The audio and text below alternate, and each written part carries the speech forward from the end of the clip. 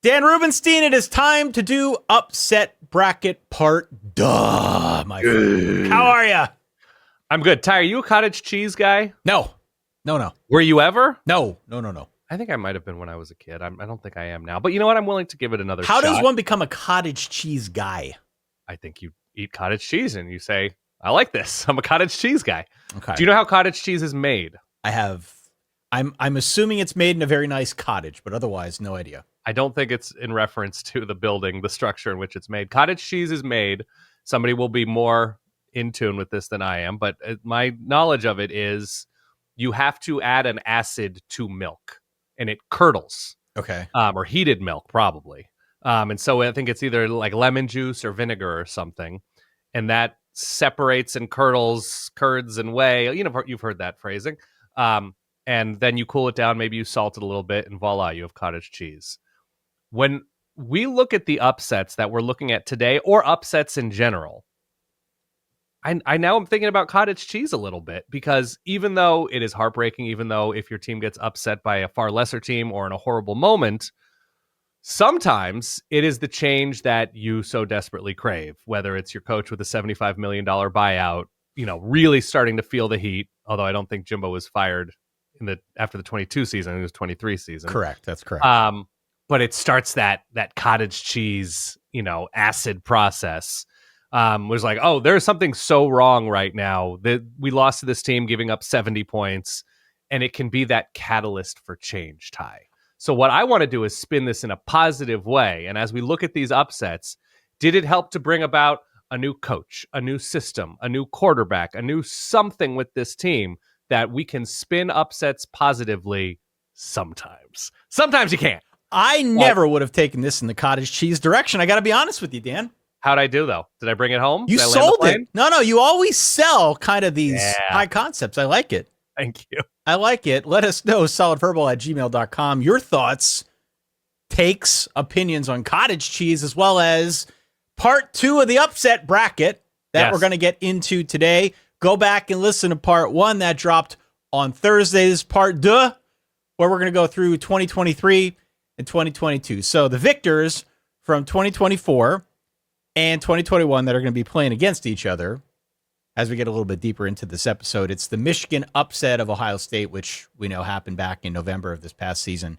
Yeah. And then on top of it, if we go back to 21, it is the Kansas 57, Texas 56 upset, which occurred late in the season. Both teams were pretty bad. Kansas was way worse, but you can go and listen to our rationale for going through and picking those two to come out on that side of the bracket. Dan was steering the ship last episode. I'm going to steer it in this one because I've got 23 and 22. Right. Absolutely. We did start getting some commentary from the Verballerhood, people weighing in. Some games that we did not bring up, some other games that we did. People had a range of opinions on it. So keep it coming. We appreciate it. Drop the comments down below if you can. If you're listening to this episode, if you're watching this episode out on YouTube, wherever you can drop comments. Of course, the email is out there, social media as well. Hit follow, hit subscribe. If you're new here, I think that goes without saying, but love to have you with us the rest of the way here in the off season. And of course, as things start to build towards what is ahead in 2025, Dan. Absolutely. Yes. Shall we dance? I'm ready.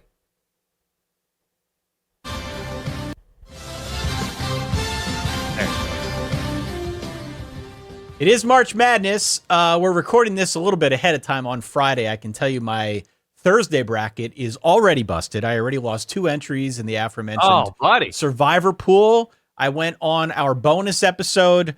I talked about how I was taking Louisville in my Survivor pick. I just wanted to get one out of the way right away. Lo and behold, I did because they lost. They got hammered against Creighton. Yes. And I think I picked Clemson to beat McNeese, which is an absolute just disaster on my part because I don't know if you saw the video of the McNeese State equipment manager leading the team out. The best. Incredible. And I didn't go with the vibes from that, and I'm kicking myself. I also picked Clemson, another one of my entries. So they're out as well. I got the Zags left. I got Purdue left. But otherwise, down 2. Tough beat. Man, I feel so bad for somebody who follows no college basketball getting college basketball picks wrong. Oh, well. So here is, again, the format of this, Dan Rubenstein. We went through each of the last 4 college football seasons, we picked out 4 upsets for each calendar year. We put them in a bracket because brackets are sort of in vogue at the moment. And now we're talking through which upsets we think should move on to face one another and then move on into our final 4. Agree. Let's go back to 2023. What a year. I got 4 upsets here on the list. Are you ready? I'm ready. My number 1 seed is Colorado 45, TCU 42. Okay, I disagree with that seeding. Continue. My number 2 seed is New Mexico State 31, Auburn 10. Okay. My number 3 seed is Virginia 31, North Carolina 27. It's a good one. And my 4 seed, I had a hard time finding a 4 seed. My 4 seed is Duke 28, Clemson 7. That was a really good one. So here is my issue with the seeding of number 1. Not that it was an upset necessarily, but when you have a week 1 upset, I think there needs to be more to it other than just this team was favored by a bunch and lost, because you don't fully know what these programs are.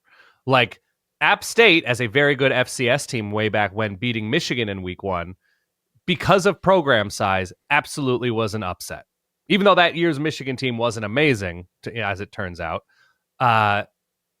The week 1 upset where you don't know what Colorado is going to be and you don't know what TCU is going to be. You knew Colorado was bad for years leading up to it, and you knew TCU had gone to the national championship. But 1 seed for week 1? That's a 1 seed for me. That's a 1 seed for me, and I can tell you why. I'm not there. I can tell you why. There was so much anticipation for this game because it was Deion's first game.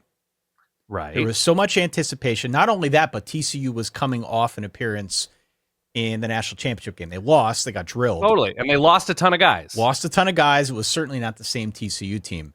But what I remember, I think, most fondly from that Colorado game was the fact that as the game wore on, it was clear it was going to be a fun game if you were watching it in the moment. Yeah. But as the game wore on, the text messages started coming in from people that I hadn't talked to in forever. Yeah. People wondering what's the deal with Colorado? Is Colorado going to be good this year? Deion, did the Deion experiment work? I think Deion and his ability to kick up a bunch of dust, not just when he got there and taking on all these transfers and some of the comments that he made, but just as the game was going on, people were kind of opening their eyes to the fact that, this could be a big story. So it wasn't so much the power of the upset here as it was what this did to the narrative moving forward. But this isn't a narrative bracket. It is for me, maybe. Okay. Speak for yourself, my friend. That's your angle. Okay. What would you have put 1? Of these 4, New Mexico State, Auburn. Even though it wasn't a good Auburn team necessarily, I don't know what the line going in was, and New Mexico State had a good team that year. It's just a program size thing. I believe it was. And the fact that this was, I assume, a bye game of some kind. So paying for a win and losing adds a spicy little flavor to it. 25.5 I have written down as a point spread. I'd have to fact check that to make sure. Later on in the season, this is like a November SEC bye game special. November 18th, yeah. This was November 18th. All right, so let's start with this first one then, and we can go into the New Mexico State game. But Colorado 45, TCU 42 against the number 4 seed Duke 28, Clemson 7. I struggled with where to put the Clemson loss here. And the reason for that is Duke actually ended up being a pretty good team. Correct. Duke ended up being pretty good. And this was kind of Mike Elko's swan song with Duke. Remember, they almost went on to beat Notre Dame. This was Riley Leonard. This was Duke with a pretty good defense, having what amounted to a pretty good season. They went 8-5, went to, I've got written down, the Birmingham Bowl. I mean, it was just a good season. They had injuries that they had to contend with, obviously with Riley Leonard, but it was a good season. And ultimately, it's what got Mike Elko the job down at A&M. Clemson went on to, I guess, a Gator Bowl victory over Kentucky. It was a 9-4 season for them. But this was also the first game of the year. Much like the Colorado TCU game, this was a week 1 thing. This was Duke coming off of, I think, a pretty good season the year prior. But this was Clemson as well, coming off of an ACC championship season. They gone 11-3. the year prior, and they were favored Right. healthily, 11.5 points coming into this one. What I take away from this one is that Duke sort of dominated them. Sort of. I think Clemson, if I remember correctly, had like a crazy amount of red zone struggles in this one. This was Riley Leonard rushing for a long touchdown. This was Duke playing defense, holding Clemson to 7 points. This was Dabo after the game calling it an incredible disappointment. And furthermore, this was Duke's first win over a top 10 team since 1989. Damn. Great job.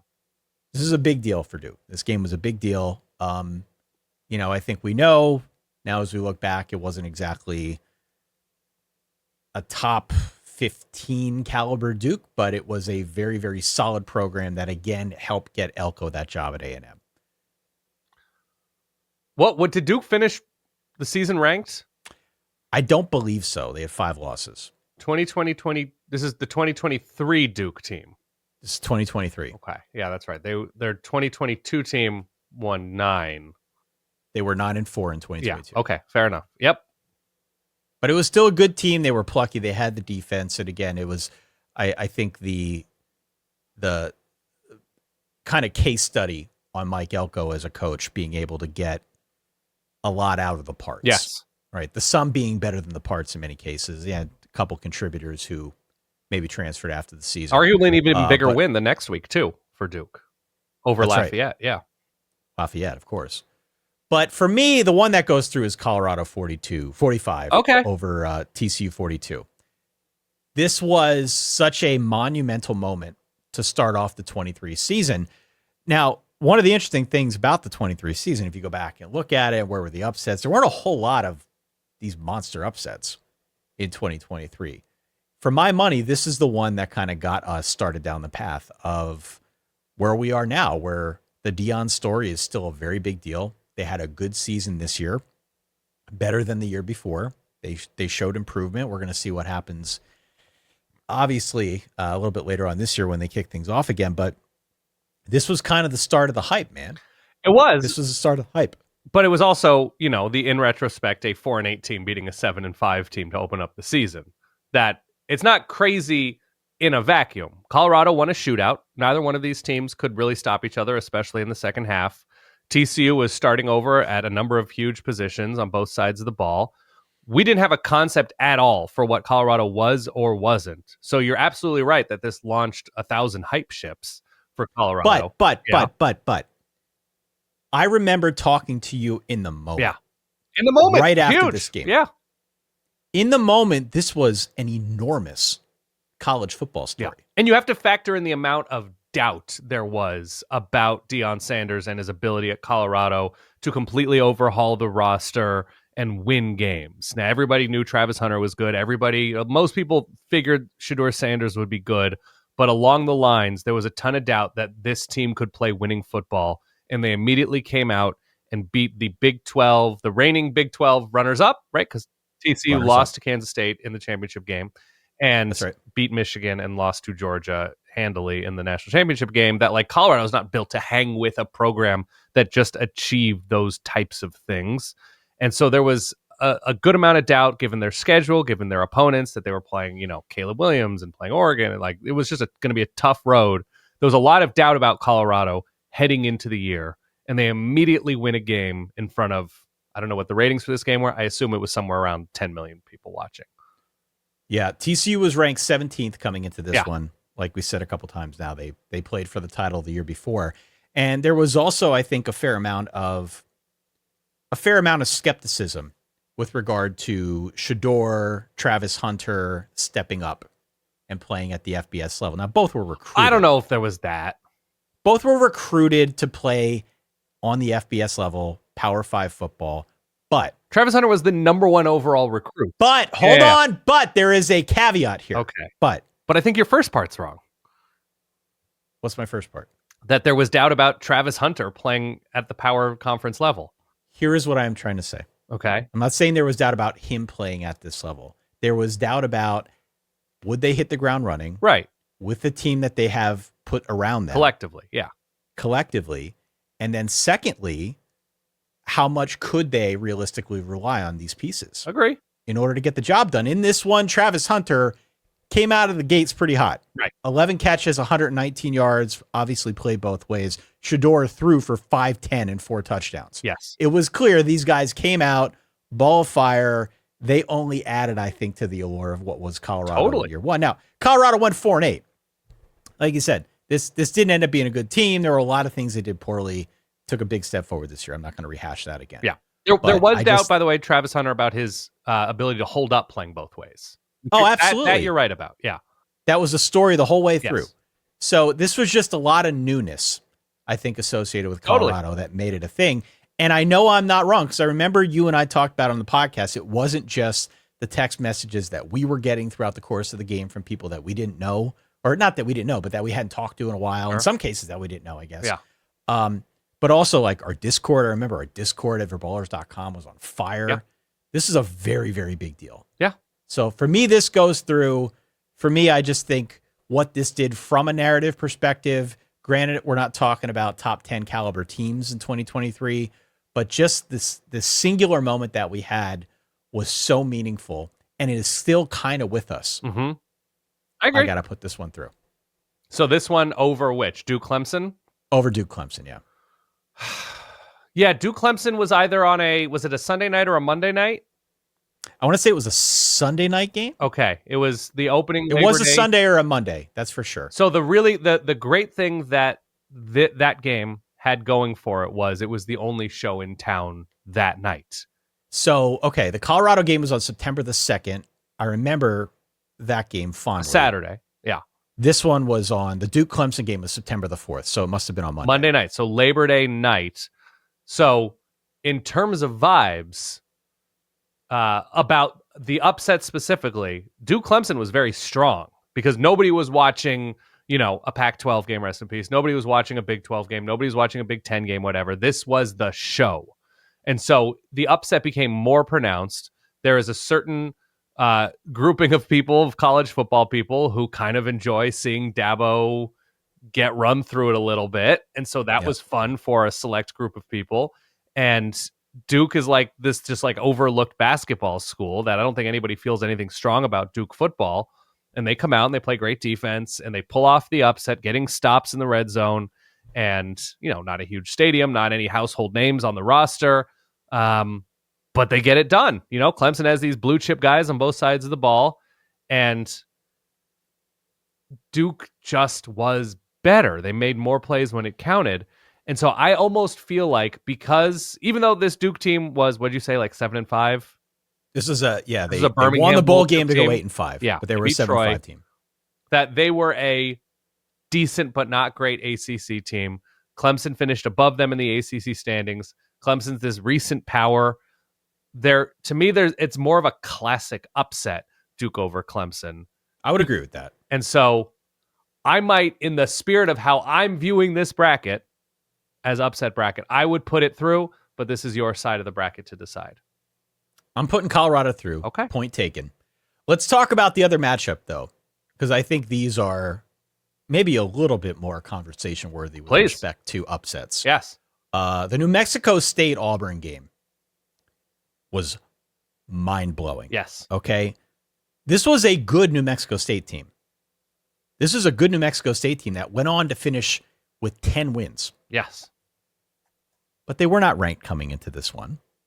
And they were a 25.5-point dog coming into this one against Auburn. This is an Auburn team that was bowl eligible. Mm-hmm. They were 6-4. They were coming off a win. They were playing at home, Dan. Yes. And by the way, was a bye game. $1.85 million is the figure that Auburn paid to New Mexico State. Do you have a guess, a range of where you think Jerry Kill's salary was in 2023 for New Mexico State? Like, if you just had to throw out a number, obviously $768,000. You're pretty close. It's listed at $600K. Okay. So triple the amount of Jerry Kill's salary was paid to New Mexico State to beat Auburn.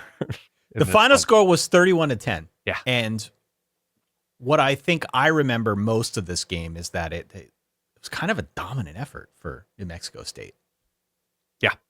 I mean, it certainly was unexpected. Ran right through them. They ran through them. This was Diego Pavia. 201 passing yards and 3 touchdowns. As a collective, they outgained Auburn by 200 yards. There were no turnovers in this game. No. So you're not going to point to this one, look back and say, oh, there was a fluke moment that led to 31-10 is 31-10. Yeah. So this is a good New Mexico State team. Interestingly, about New Mexico State, they finished with a record of 10-5. Indeed. They had an extra game in there because they played Hawaii on the road. They went to the Conference USA title game. They ended up losing to Liberty. Then they lost the New Mexico Bowl to Fresno. And Auburn ended up 6-7. They went to a bowl game. They lost that bowl game to Maryland. But the jokes that followed this game in Hugh Freeze's first season were pretty great on the internet. Not if you're an Auburn fan. Right. But for the rest of us, the jokes that came along with losing to New Mexico State. Now, at that point in time, I think the legend of Diego Pavia was just starting to take form, right? We didn't know that Diego Pavia was this giant killer. I think we came to know that a lot more now this past season. But New Mexico State beating Auburn in Jordan Hare was something else. Jordan Hare, yeah. You said it would have been your number 1 seed. I understand the logic behind that. Well, here's the other thing you need to remember. You must remember this, which is the name of a podcast, I believe.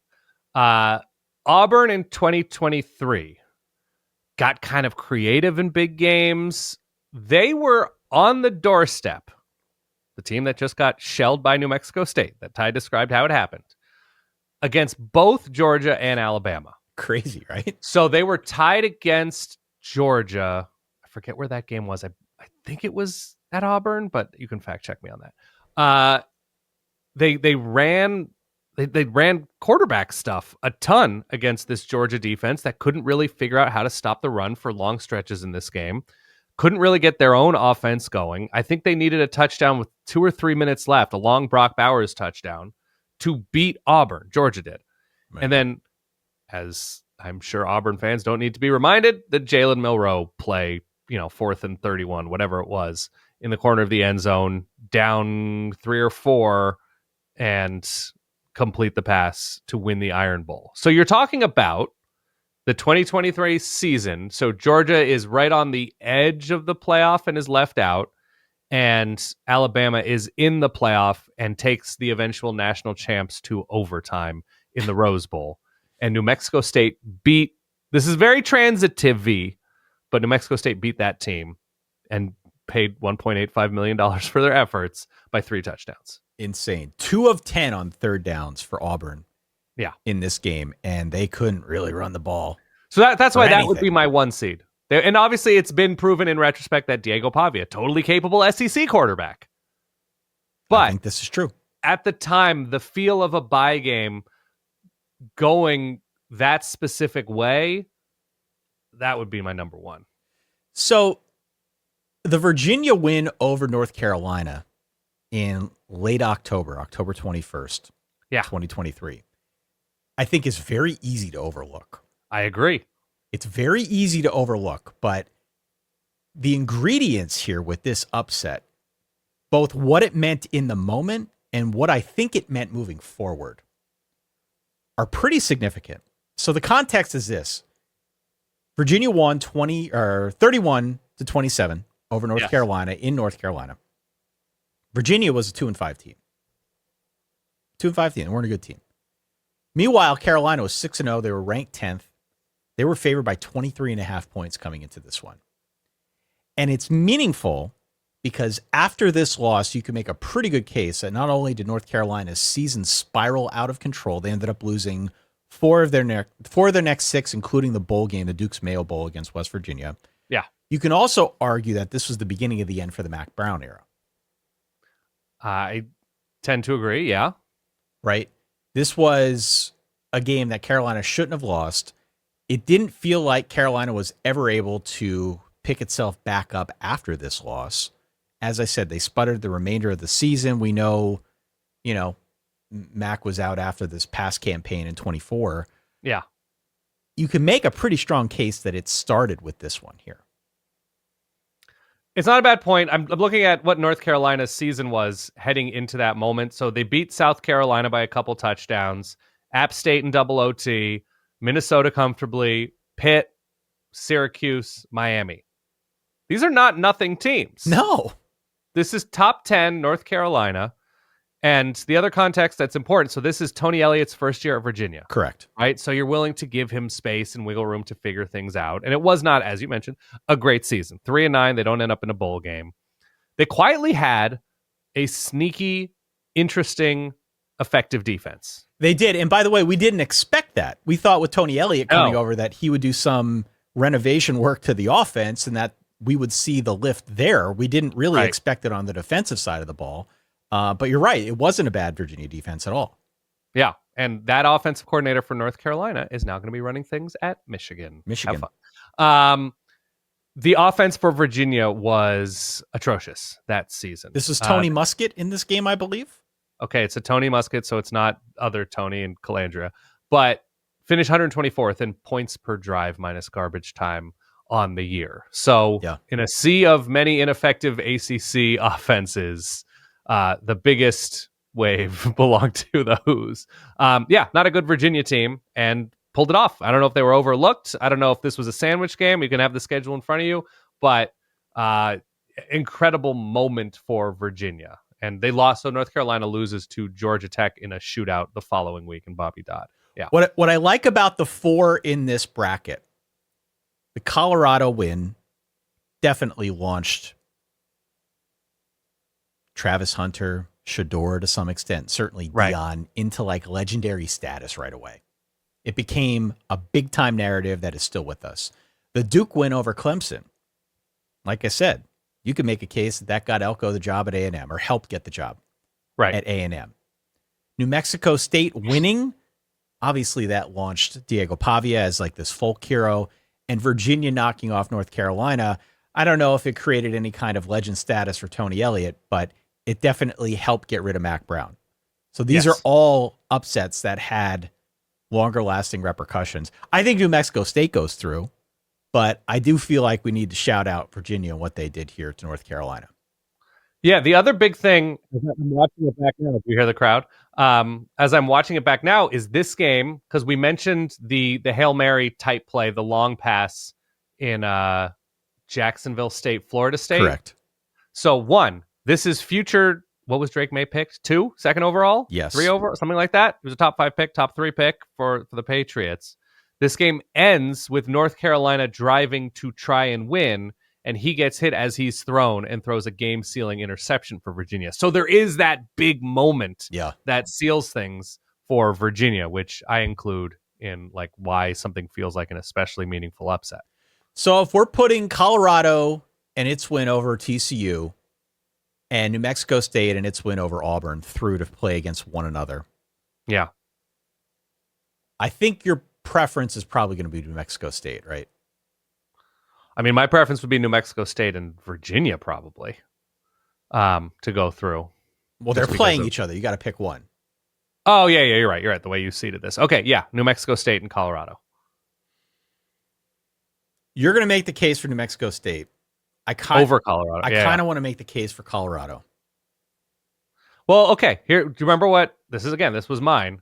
The things I used. In retrospect, in the moment, program size disparity. Was there a big upset moment or tenor rhythm of an upset? Now, there was tenor rhythm in Colorado TCU in that it was going back and forth. Like, it's a shootout. It's crazy. This is a highly entertaining game, whatever happens. The upset was in terms of Coach Prime being doubted and this Colorado team being such a mystery because of their unique construction. It's a different kind of upset if you're trying to compare the two. It's structured differently. I'll give you that. Absolutely. And the case against it also includes the fact that like there was no tape on Colorado at all. Like, it's this weird cauldron elixir of players who have never played together. Some of them hyper talented, some of them showing flashes at major programs, but really having no concept of what the offense or defense was going to look like with these guys. So they were just a total mystery team. Whereas like North Carolina had plenty of tape on Virginia at that point. North Carolina was just a team that beat Miami, I want to say. It was another kind of embarrassing. Miami was up at halftime and North Carolina came back and comfortably won that game. Like, Plenty of tape on Auburn, plenty of tape on New Mexico State. I just don't feel like it's a classic upset. I think it's an upset of like proving doubters and haters briefly wrong. It's an upset of expectations. Yeah. I think that's right. I am putting Colorado through, Dan. Over New Mexico State beating. I'm putting Colorado through. It was a better game to watch, for sure. Depends who you are. Yeah. It was a shootout, so there were at least more points on both sides than ended up being the case in the New Mexico State-Auburn game, where Auburn only scored 10 points. Obviously, there's a much bigger program disparity, but I just feel like this is a personal anecdote here.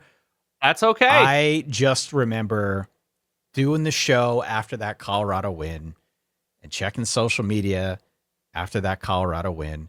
And I remember it feeling like the biggest thing that had happened in a long time in college football. I totally agree. It was a bigger spectacle than New Mexico State beating Auburn. So kind of in the same way that we put through the Vandy Alabama game.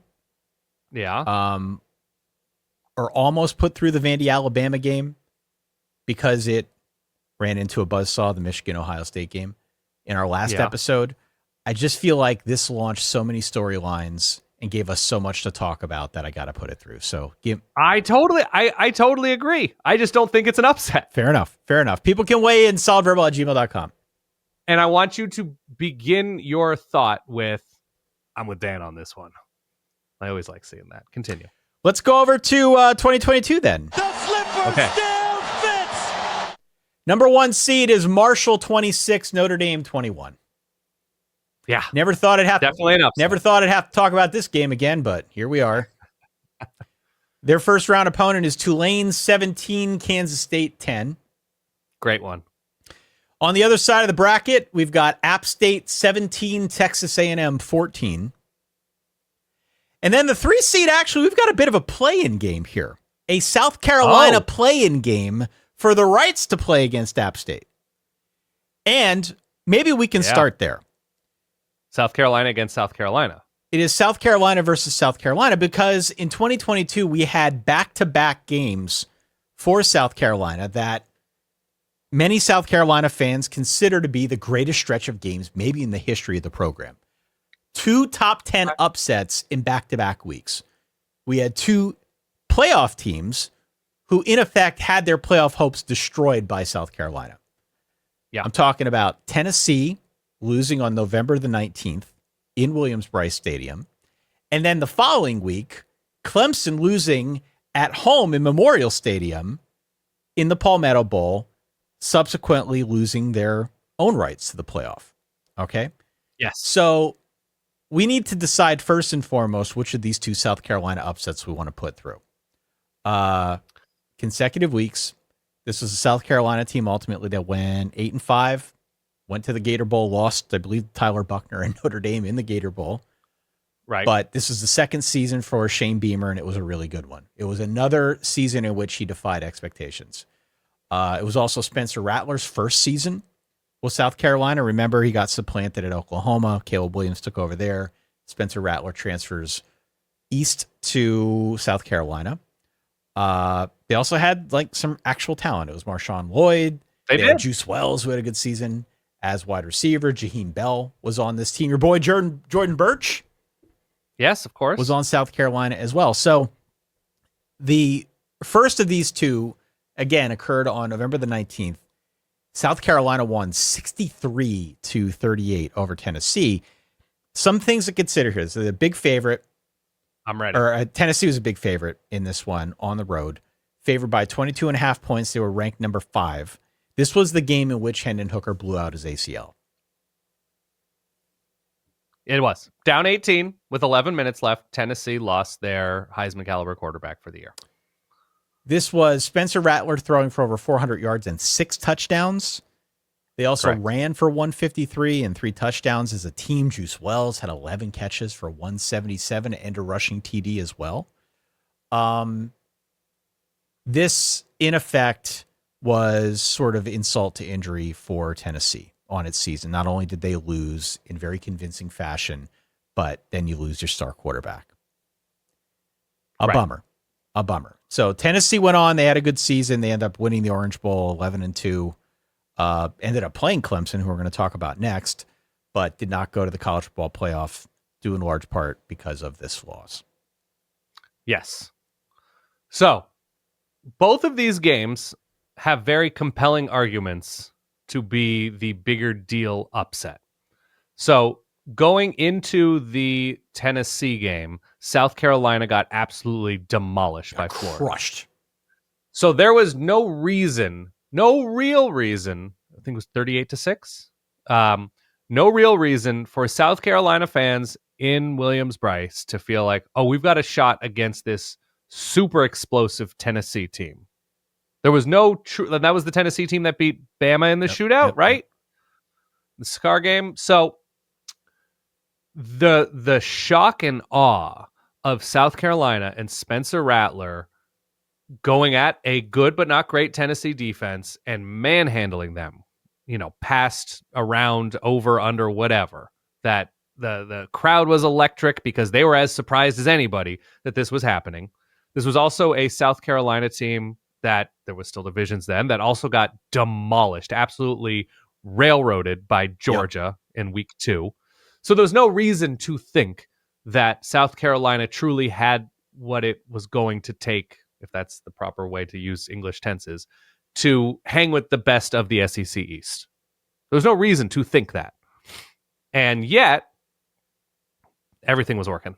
Everything was working. There were receivers running open everywhere. Tennessee had no answer. They couldn't get to Spencer Rattler. It was just an incredible, I believe, night in Columbia, South Carolina.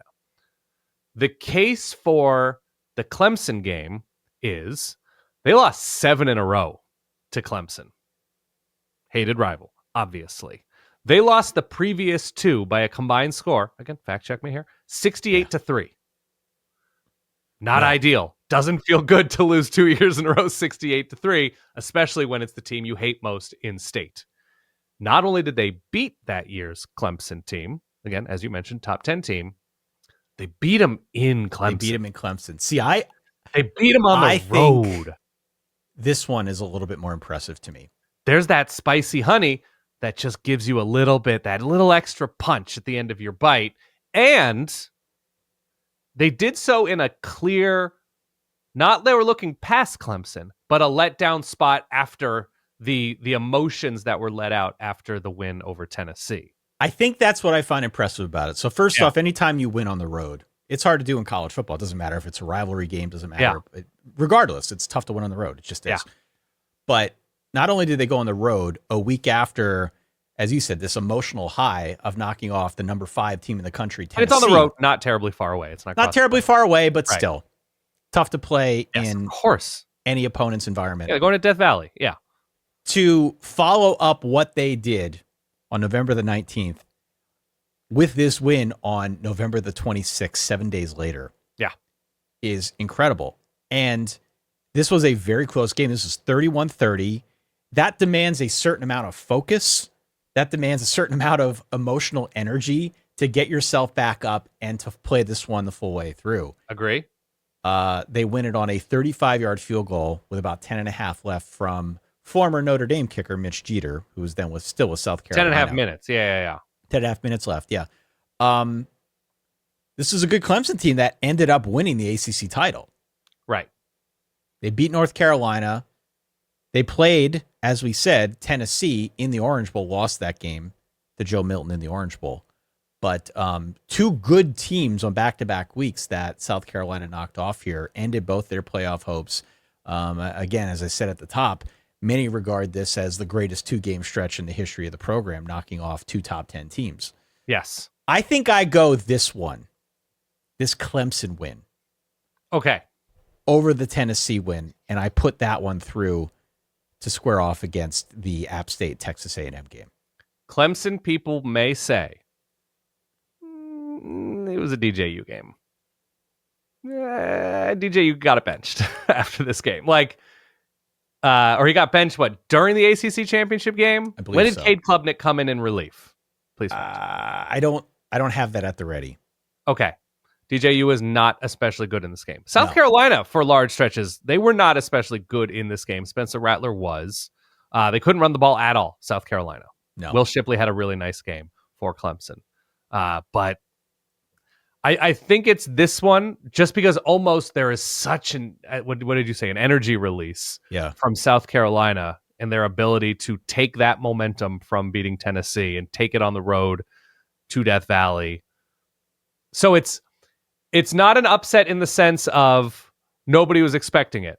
They became suddenly a hot pick to win that game because of what they did the week before. But even still, they were about a 14.5-point dog. Sure. To say it wasn't expected at all, it was still very much an upset. What was the Tennessee line, if you have that in front of you? The Tennessee line was 22.5 points in favor of Tennessee. Oh, man. This is really tough for me. I think I'm more impressed with the Clemson win, but feel like the Tennessee game was a bigger upset because of the Tennessee vibes coming in and the South Carolina vibes coming in. Does that make sense? It does. This is why I did the play-in game. I couldn't pick. I know. I had a hard time picking. I will lose a game. How about this? Yeah. Since I am picking the winners here, and since you obviously disagreed with my first Colorado pick, you get to pick solely the play-in game here. All right, I'm going Tennessee. I think that's a bigger spirit of an upset coming off of that loss to Florida, where I'm sure people were like, Shane Beamer's not the guy. Okay. Shane Beamer's not the guy. And then to drop 60 on a highly ranked team with a Heisman caliber quarterback who had beaten Alabama, I think I'm going there. Yeah. All right. So now let me ask you this. Okay. Do you put this one through against App State versus Texas A&M? Ooh. Because I don't. I don't. This is great for a couple of reasons. I want you to steer this ship, but I want to make sure I'm able. Of course, I'm able to jump in with some of my own thoughts. So, tell me why you think App State, Texas A&M, one is just compelling to you as an upset, and two is more compelling than South Carolina laying the lumber against Tennessee. Okay. So first and foremost, I'll use some of your own rubric here. Okay. App State, well-known G5 power. They've been very good for a good long time.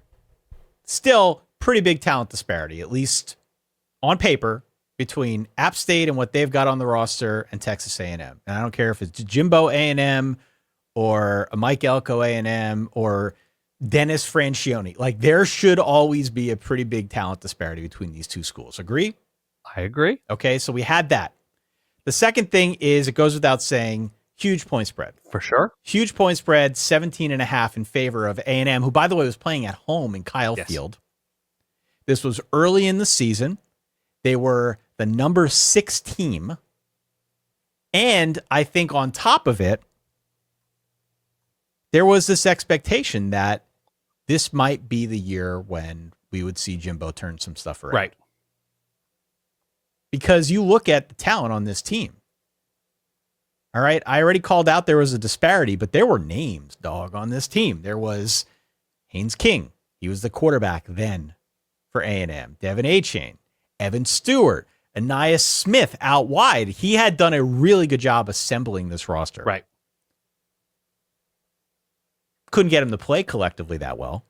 Offensive line issues. Was there. The talent was there. For sure. So not only that, but you consider the fact that App State was already 0-1. They had lost. That was a crazy overtime game. Or maybe it didn't go to overtime, but it was 63-61 against North Carolina. That was in week 1. This is in week 2. Right. So I remember talking about this one, saying to you, like, I mean, we like App State as a program, but what do they got in the tank after this game? Huge letdown moment. Yeah. We don't think they're going to play much defense. They just gave up 63 points. So what's going to happen to them now, a week after this emotional game against North Carolina, going on the road to Kyle Field, the number 6 team, all this talent, Jimbo Fisher, out for blood. App State wins? What? What? 17-14? What? By the way, added context, App State in a losing effort scored 40 points in the 4th quarter against North Carolina. Yeah. They were down 20 in the second half. Yeah. So yes, a wild roller coaster of a game. Here's your connective tissue is Chase Bryce, obviously. Chase Bryce was a quarterback. Yeah, Former State, Clemson quarterback. So, you would say, well, after that upset, or after that near upset of North Carolina, after giving up all those points and a valiant comeback effort, but still falling a little bit short, it'd be very easy to just lose your focus, much like we just described with that South Carolina game. Yeah. There's a little bit of similarity there. App State dominated, dude. They did. They dominated. They had 41 and a half minutes of possession. They held A&M to 180 total yards. They were crazy good on third downs. They were crazy good on fourth downs. They didn't commit any turnovers here. I think if you look at it from that perspective, it becomes very impressive from the App State side. If you look at it from the A&M side of things, they only scored 7 points on offense in this game. Right. Wasn't there a punt return situation or I think a pick kickoff six return? Yeah. Kickoff return. Yeah. This was the beginning of the end. The beginning of the end for Jimbo Fisher in Texas. Yeah. Oh, I totally agree. Who did Texas A&M play week 1 of that season? Week 1, they played Sam Houston. Okay. So it was a non-factor of an opponent.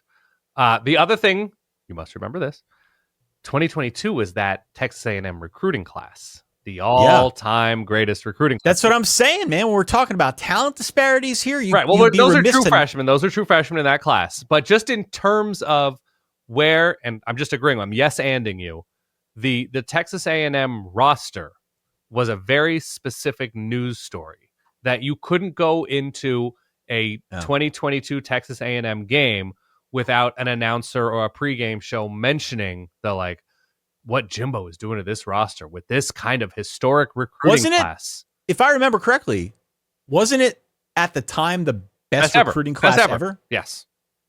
So just in terms of how the A&M roster was appraised, it was just it's another world. Obviously, it broke something in Nick Saban's brain. Yeah. It was just the story in terms of roster construction and recruiting and, the blue chips and the haves, whatever, in college football as we were ushered into the NIL era, that Texas A&M was one of the poster child programs of being advantaged and having just a crazy amount on both sides of the ball of talent. So App State, to their credit, they won 10 games in 2021. They played in the conference championship game. App State was a known G5, quote unquote G5 level power. This was not, and it was a bye game, but it was not a out of nowhere little giant scrappy. This is not a nothing team. No. This was a team that just the previous week showed it could go toe to toe with a team with no defense in the ACC. So it wasn't a nothing team. Right. They did go 6-6. Yeah. Cameron Peoples and Deshaun Davis. These are good football player names. Yeah. Interestingly enough, though, they did not make a bowl at 6-6. No, because they played 2 FCS teams, right? I remember that. 2 FCS teams. Yeah. And or so won they didn't 2 even FCS games. Yeah. They didn't even have the opportunity to go to a bowl. On that point, A&M went 5-7 and missed a bowl. It was their first losing season since 2009. They didn't fire Jimbo after this season. There was a lot of speculation that they held on to him for the 23 campaign. You know the story there. Only made it 10 games before they fired him shortly before the season concluded. I think this has to go through.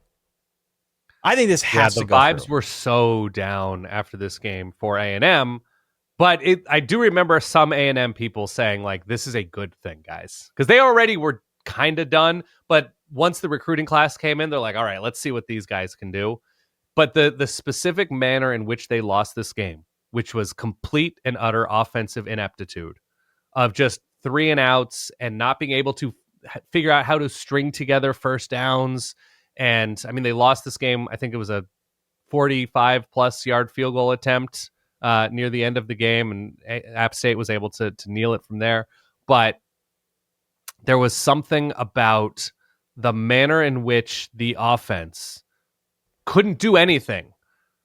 And I think it was Haynes King, right? It was Haynes King. Yeah, Haynes King. Who I'm sure A&M fans, I don't know if they turned on him, but they were just he's not the guy. He's not the dude. Obviously now in retrospect, you're they're just running the wrong system and they were, using him improperly. Georgia Tech has figured out a way to run a successful offense with Haynes King, with lesser talent. So I think there is something pretty great about the spirit of this upset. And so I'm gonna put it through as well. An upset by some accounts, an act of charity by others. On the road. Yeah. App State goes through. Yeah. And got paid for their efforts handsomely. This brings us to the final first round matchup. Okay. I swore off this game many years ago, wished I would never have to talk about it again, but alas, here we are. We do it in the name of content in the college football offseason.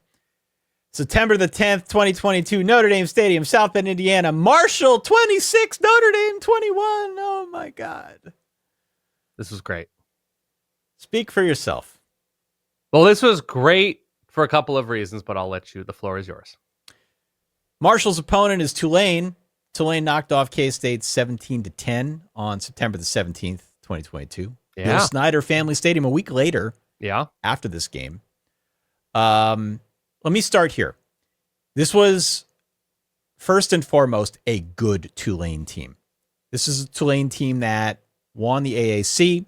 They went 12-2. They beat SC, right? They won the Cotton Bowl 46-45 yep. over USC. This is a good team. This is Michael Pratt. This is a really good Tulane team. But Spears next to him in the Tajay Spears, absolutely. But they were 2-0 coming into this one. At the time, we were unsure of what to make of the fact that they had a 94-10 point differential coming into this game. Sure. Okay, so that's obviously good. But now you're going to play Kansas State. They entered this one as a 13.5 or 14 point dog. Right. Tulane, led by Michael Pratt, was full on good. They were full on good. Sort of. They were full on good, but this was kind of a two-way clunker. Okay? So I think we came to respect Tulane a lot after this win, and obviously what they did the remainder of the season. But this was kind of like a rock fight. This wasn't a great game to watch. Right. K-State was 1 of 5 on fourth downs. Collectively, these teams were 3 of 27 on third downs. Both teams finished, interestingly enough, with 336 total yards exactly. I appreciate that, yeah. This is a K-State team that had a lot of talent, too. It was Adrian Martinez, whatever you think of Adrian Martinez, but they had Deuce Vaughn and DJ Giddens. Malik Knowles were on that team. Yeah, Phillip Brooks, yeah. This was definitely an upset. What I think comes to mind in retrospect is the fact that this was genuinely a good Tulane team. We just didn't know it as much at the time. Does that compute for you? What was Tulane in 2021? In 2021, Tulane finished 2-10. Right. So down year Willie Fritz had been there for a while. So here's a couple things that I remember about early Kansas State 2022. And by the way, this is taking up space in my brain where so many more important things in my life should sit front of mind. Oh, I just looked it up. It was South Dakota. I knew it was a Dakota. I didn't remember which one. It was Adrian Martinez transferring in. Yep. He takes over the starting job. And it's South Dakota and it's Mizzou. They beat both of these teams handily. But there was kind of no passing game. And it was kind of a struggle. And if you watched, you're like, well, I'm a Kansas State fan. I'm happy they won this game 30-0. I'm happy they shelled Mizzou. But it was kind of all Deuce Vaughn. And you're watching Adrian Martinez and you're just like, yeah, I don't know.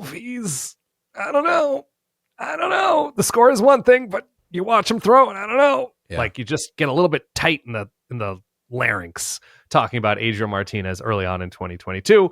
Obviously, whatever injury issues, whatever performance issues, he is not the quarterback. Will Howard takes over, is electric, and leads this team to a Big 12 crown. So kind of hard. If you're a Kansas State fan, you're saying this wasn't the fully realized 2022 Kansas State program because the all-conference caliber quarterback was sitting on the bench. And you bring up another really interesting point about this K-State team. This is a crazy season for K-State. Correct. They ended up going 10-4. They won the Big 12 in overtime over TCU, who, as you said earlier, ended up making the playoff.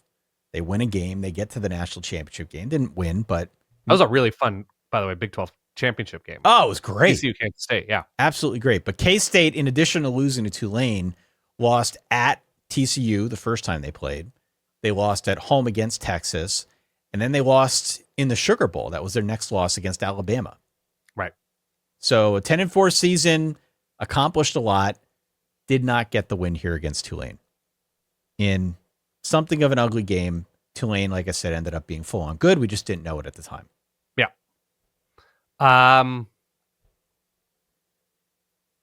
It's going to be hard to beat Marshall Notre Dame, Ty. This was a really impressive win for Tulane. In retrospect, it makes a lot more sense when you consider how good Tulane was the rest of the year and that Adrian Martinez wasn't the guy for K-State.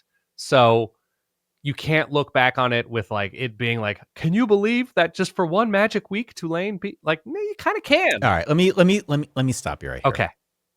We both agree that we're just going to put Marshall through to App State. Well, you're going to have to provide a compelling recap of Marshall's win over Notre Dame to be thorough and completist. I mean, this has to go through. It has to go through. It has to go through. Why don't we save everybody a little bit of time? Let's save everybody 5 minutes. No, I can do the recap. I'll do the recap of the game. Okay, I promise. okay. I'll do the recap of the game. But can we just sort of like acknowledge here unanimous consent that we're going Marshall through that? Okay. Yes. 26-21 is the final of this game.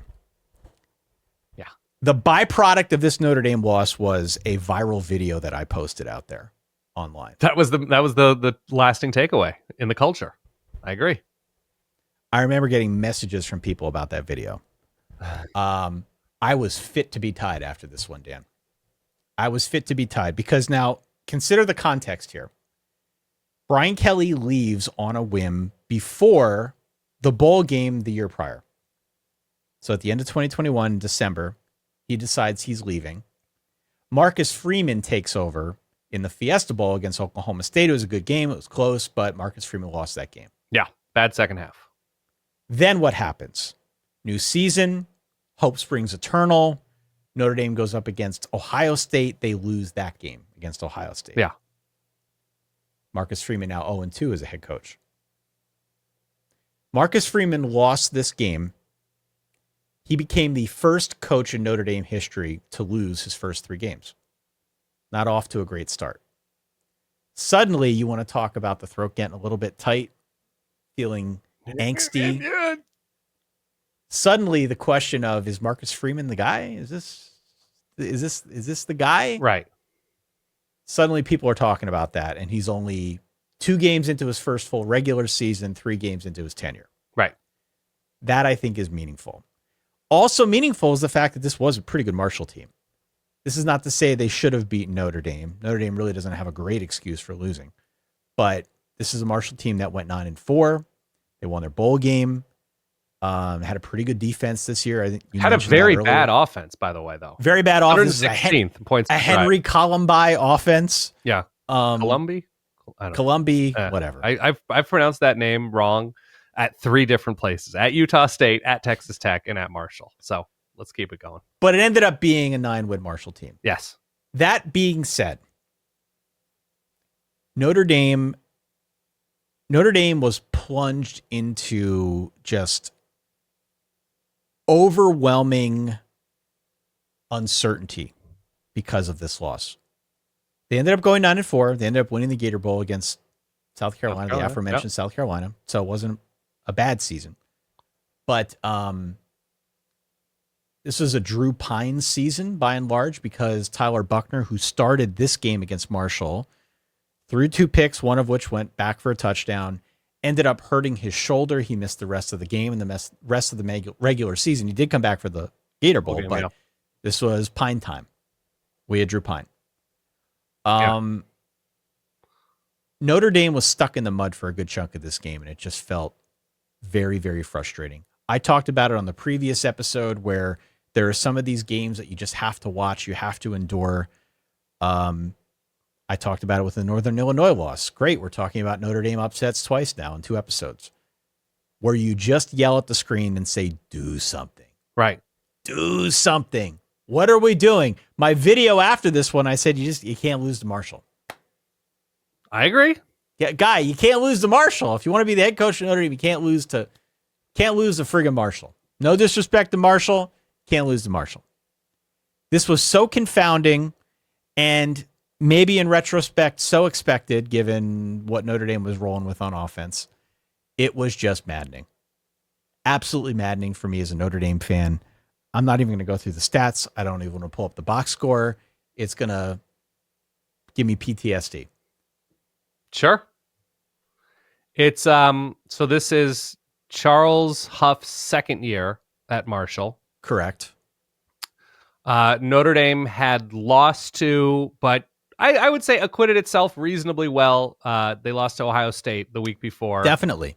Tyler And Buckner, he that's completed part of why long passes, but he didn't throw any picks. He wasn't atrocious. He just wasn't a huge factor. No, and by the way, because they, as you said, acquitted themselves pretty well against Ohio State, that made this loss all the more frustrating. Right. I mean, they scored 10 points. It wasn't amazing. I know, but you get my point. Yeah. You're thinking, okay, they can kind of hang with Ohio State, so should be able to take Marshall, right? I also think you're overlooking, you talk about the takeaway from this game was like, oh, is Marcus Freeman, what's the guy, what is Tyler Buckner's future after getting hurt and throwing a couple of, by the way, the Throw-Zempic quarterback of this show. Bad throws leading to big losses. Throw-Zempic.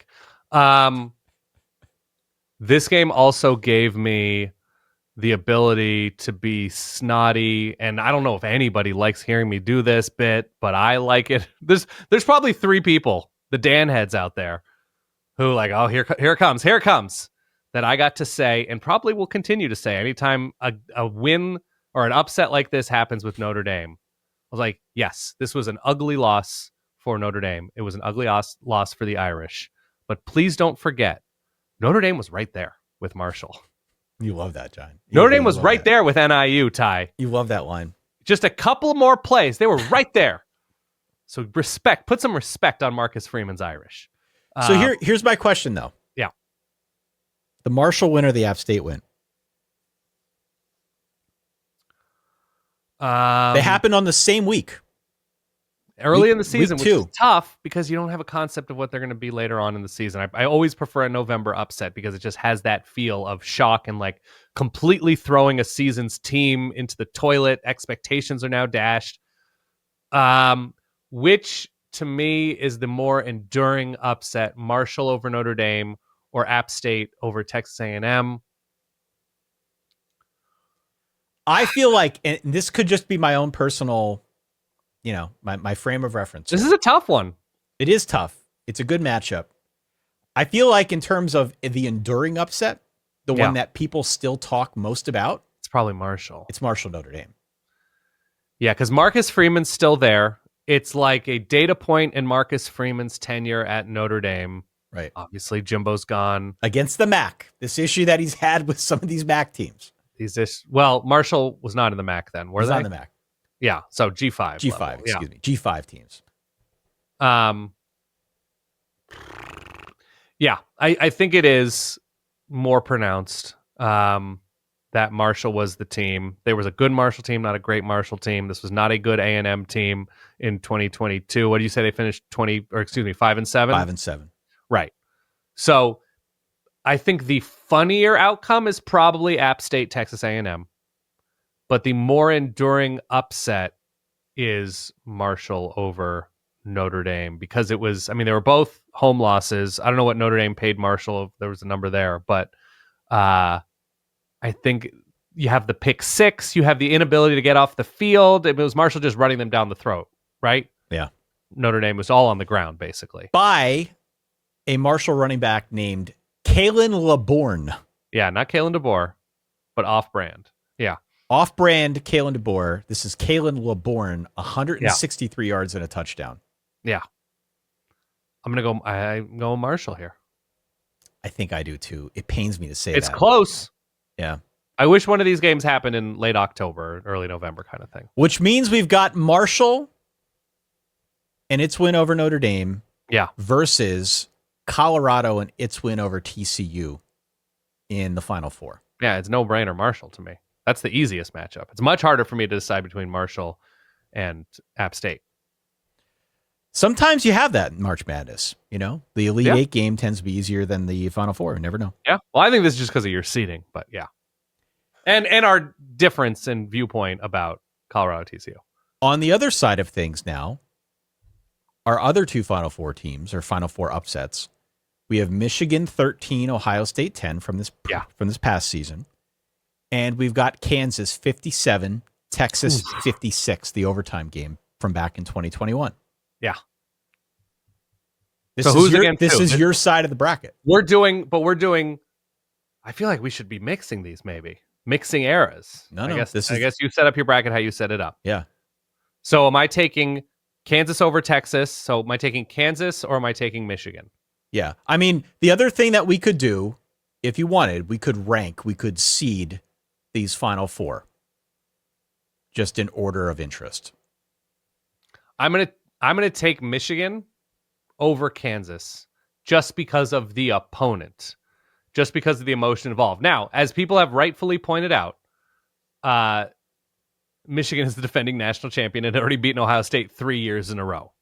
So that goes against it. But because of this, like if you're going to take seasons as their own unique ecosystem, that their own living, breathing thing, the 2024 Michigan team, because of the coaching staff, because of quarterback, because of lines, bared very little resemblance to 2023. Bore very little resemblance? Probably bore, right? Bore or bared? What do you think? Bore. I think it's bore. Bore. Yeah. Excuse me on that. I hope young children learning the language. Earmuff it. You can just earmuff it. It's fine. Intent, whatever. End of the season, specific 2024 Michigan team, the number 93 ranked offense in America, Michigan team. That to me is like Texas was what in that year? What did we say? Was it 5-7 year? Yeah. Yeah. Michigan, I think Michigan just because, and it's in Columbus. Yeah. 93 offense, 31 defense. Ohio State finished the year number 3 offense, number 3 defense. So look, Michigan needed a short field, right? You get that freak thing, right? Yep, the short field touchdown after the interception.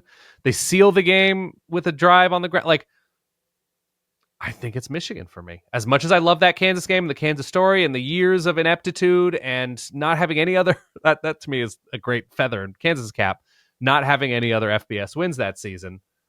But by a slim margin, because of the emotion, because of everything involved in the 2024 season, national champs going down at home, I'm going Michigan. I mean, also keep in mind, this is an Ohio State team that won 4 playoff games and was scoring something like 35 points a game. Yeah, of course. But again, against much better teams, right? This, what you could argue, was Ohio State's cottage cheese game, bringing it full circle. This was the acid in the heated milk, Ty, that brought about much needed change and, structural improvement. I would put Michigan through. I would put Notre Dame through. And as I kind of gave away the game in the first episode, but Michigan's the winner of this for me. So Michigan's the winner. This upset, and maybe I am a prisoner of the moment. Yeah. And I am experiencing some recency bias. Yeah. This, to me, it was so unexpected. It was so unexpected. It is inconceivable that a team like Ohio State that won the title, playing the manner they did the last 4 games of the season, even in the games leading up to this Michigan game, the fact that they would turn their own game plan on its ear, try to win in the manner that they did, go nowhere, spin their wheels for 60 minutes and only manage 10 points against a Michigan team that was this limited and this well-known. It was not a secret. Everyone knew that they were going to be very, very limited. They could barely throw the ball. The fact that they were able to do this, on top of the fact that they had already won 3 straight against Ohio State, so much of this is just mind-blowing to me. That, yes, there is a hilarity that goes along with Notre Dame losing to Marshall. Certainly the Kansas game, the Kansas win over Texas was a very big deal. Right. In our Discord circles and people who follow Kansas football and their kind of path up. And obviously, I talked about Colorado and TCU and how that launched a million narratives, but right. The significance of this one to me and just the unexpected nature of it. And on top of all of that, it was two helmet schools, two name brand schools playing the biggest rivalry in the sport. But does that almost detracts it doesn't from for the me. spirit It of doesn't an for upset me. for me? It doesn't for me. The case for Marshall is really easy, even over this game. The case for Michigan is it's so unexpected. Ohio State wins the national championship. We're also talking about a roster that is a Michigan roster at basically everywhere but quarterback. Like, the offensive line wasn't great, but on all three levels of the defense, this was a high-level Big Ten defense. Like, it wasn't a great defense. It was a decent defense with all Big Ten caliber players on multiple levels. Look, should it not stand for something that, for whatever reason, and maybe it was 3 consecutive losses, Sure. for whatever reason, Michigan was able to get in Ryan Day's head? Totally. I mean, that stands for something here, Dan. In many of these other instances that were kind of pitting against one another, that wasn't the case. You just had a team that took a week off or had some injuries and things went south. They couldn't get it going. They were, terrible on third downs, whatever. There was a key moment. But in this game in particular, a big takeaway is the fact that Ryan Day did not play his game plan at all. Not the one that we saw that won him the national championship. They tried to be something else, I think, because of the scar tissue from the previous 3 games. The case for Marshall is they were a Sun Belt team who immediately lost to Bowling Green after beating Notre Dame in South Bend. They lost to Bowling Green, Louisiana, and Troy in 3 of the 4 next weeks. Right. So they really struggled after a huge win like that. And the talent discrepancy is more pronounced with Marshall against Notre Dame than it is with Michigan, Ohio State. Okay. All right. There is the gilded nature of Michigan football and their roster. Gilded is probably too strong a word. But this is a Michigan team with Michigan players who are rotation guys on a national championship team, that it's not David versus Goliath, which, by the way, I think is Goliath may have been blind. Have you like read? Okay, anyway, I'm too far afield. That's the case. That if March Madness is defined by like the quote unquote Cinderella nature of certain teams, Marshall fits that more than Michigan, even with Michigan's 2024 struggles. Here, is that fair? Totally fair. Here is how I would rank these Final Four. Okay. I would put Michigan over Ohio State 1. I would put Marshall over Notre Dame 2. I would put Kansas over Texas 3. I would put Colorado over TCU 4. Okay. I appreciate you doing that for me, even if it wasn't for me. I'm going to put... this is really difficult. Over the last 4 seasons, we're talking upsets here. I know. I'm going to go Marshall 1. Okay. And I'm going to go Michigan 2. And I'm going to go Kansas 3.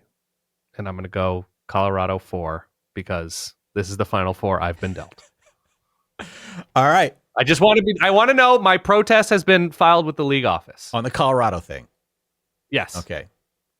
So you would have put New Mexico State. How would you have ranked New Mexico State if they were in the Final Four?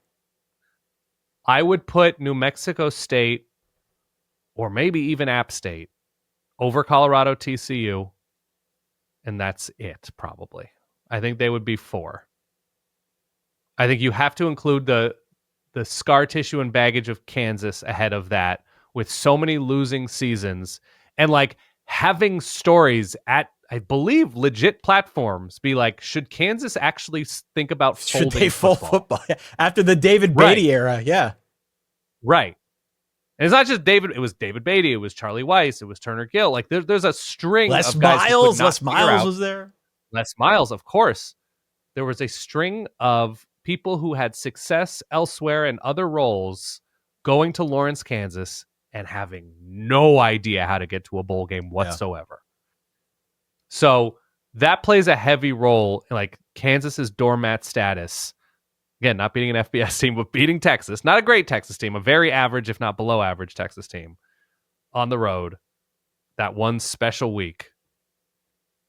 That, I think, holds a little bit more than a double-digit win New Mexico State team winning or an App State team who was average, but Texas A&M had so many internal issues. You wanted to put Marshall through over the App State. They both occurred in 2022. Sorry, not App State. So you couldn't put them through. No, I'm good with that. But I'm saying I think those are two top level. 2022 was crazy. Marshall's my number one. Yeah. All right. So weigh in, solidverbal@gmail.com. A lot to chew on here. We appreciate everybody bearing with us over these last 2 episodes. It was fun to do this. The slipper still fits. I agree. I guess it depends on your perspective. My upset champion over the last 4 years is Michigan 13, Ohio State 10. And yours, yes, we know that there has been a grievance filed with the league office, but you've got Marshall 26. Thank you. Notre Dame 21. You know the email. Please write in. Let us know your thoughts. You can also hit us up on social media. Wherever you can leave a comment, we would encourage you to do so, be it out on YouTube or any of the podcast apps that let you do that. There are more of them starting to filter out there now. So we get around to reading all of it. I promise you. Don't always do it right away, but if you put a comment out there, we'd love to read it. Yes. Of course, you can always go out to verballers.com. That is our Patreon. You can jump into the Discord and have this conversation with other verballers who no doubt will have fiery takes on all of these upsets. Always. And let us know their opinions, Dan. That's all I have. So look, you're going to be in California next week, or this week, I guess, as people are listening to this on Monday. Yeah. I will be recording with our friend Matt Brown, doing the annual business update on Wednesday, Thursday. So won't want to miss that. About the sport, not the solid verbal. Yeah. About the sport. Yeah, not about the show. Yeah. We don't want to put people to sleep. But we'll be doing that thing with Matt a little bit later on this week. And we'll be, I guess, fully recharged when you return. Love to hear it. Enjoy your time out in California. For that guy over there, Dan Rubenstein, for myself, Ty Hillebrand, we will talk to you all soon. Stay solid. Peace.